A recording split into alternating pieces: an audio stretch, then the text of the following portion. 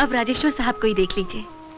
भगवान ने उन्हें सब कुछ तो दिया है, मगर एक बीबी का साथ और औलाद का सुख नहीं दिया।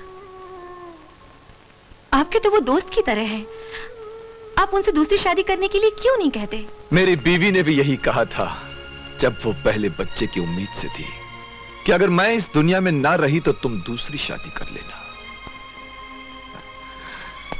मैंने उससे कहा था कि मैं इतना बदनसीब तो नहीं कि तुम मुझसे पहले मर जाओ, लेकिन अब सोचता हूं कि मैं इतना खुश नसीब भी तो नहीं कि दूसरी शादी करके अपनी पहली बीवी की मोहब्बत को पा सकूं। डरता हूं कि कहीं फूलों की सेज की आरज़ू में कांटों के बिस्तर पर न लेट जाऊं। सेठ जी, अगर आपके दिल में यही खौफ बैठा है तो फिर गोद ले लीजिए किसी अनाथ आश्रम से कोई बच्चा। आपके इस घर में आपके जीने के लिए एक बच्चे का होना बहुत जरूरी है। जिस बच्चे के खानदान का पता ना हो मैं उसे अपना नहीं सकता, और जो खानदानी हो वो भला अपने कलेजे के टुकड़े को काटकर मेरी झोली में क्यों डालेगा? तो फिर भगवान से मुराद मांगिए, कौन जाने उसकी रहमत से आपकी मुराद पूरी हो जाए।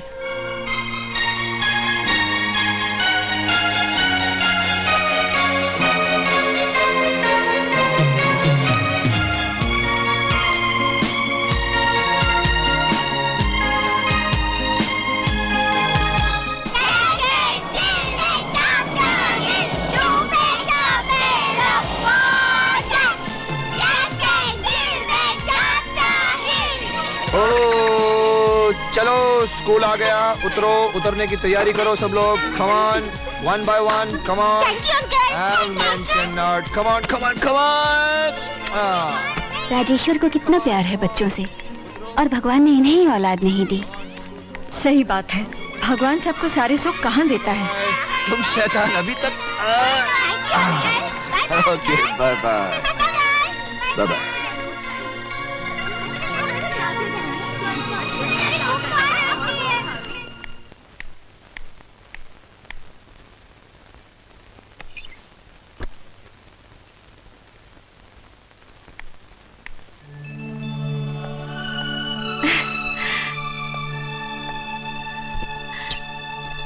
सुनो जी, आपको एक बच्ची की आरज़ू थी ना, आपकी मुराद पूरी हो गई। एक फूल सा बेटा और अब एक बेटी, मुझे जीते जी स्वर्ग मिल गया। आज मैं बहुत खुश हूँ। राजेश्वर बाबू, अश्विनी की यहाँ बेटी पैदा हुई है। अच्छा,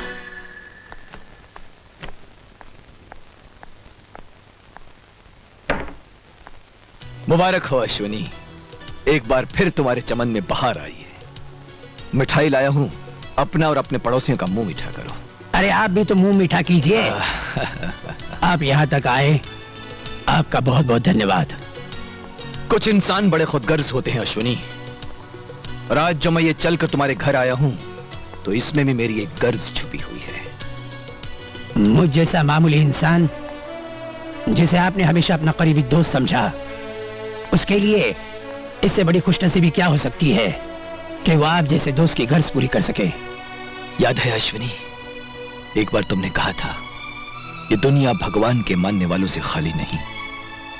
उस वक्त में अगर तुमसे तुम्हारा बेटा तुम्हारे जीने का सहारा मांग लेता तो तुम्हारी झोली खाली हो जाती, और भगवान मुझे मेरी इस खुदगर्जी पर कभी माफ नहीं करता।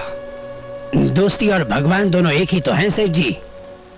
उनके नाम पे देने वाला यह कहाँ सोचता है कि उसकी झोली में कुछ बचेगा या उसकी झोली खाली हो जाएगी। तो फिर अश्विनी, आज तुम अपनी बच्ची मेरी झोली में डालकर मेरे सुने घर में किलकारियां बिखेर दो। हाँ सेठ जी।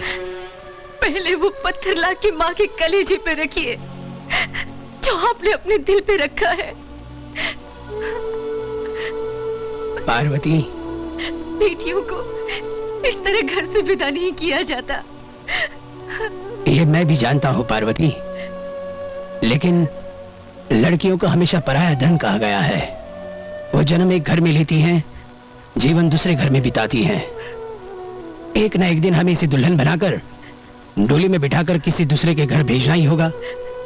तो ये समझो कि वो दिन आज ही आ गया। ठीक है, अगर भगवान की यही मर्जी है तो मुझे अपने अरमान पूरे कर लेने दीजिए।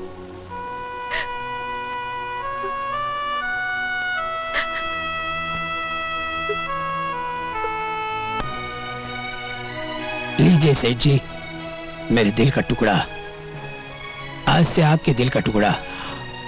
आखिर बात दिल ही की तो है।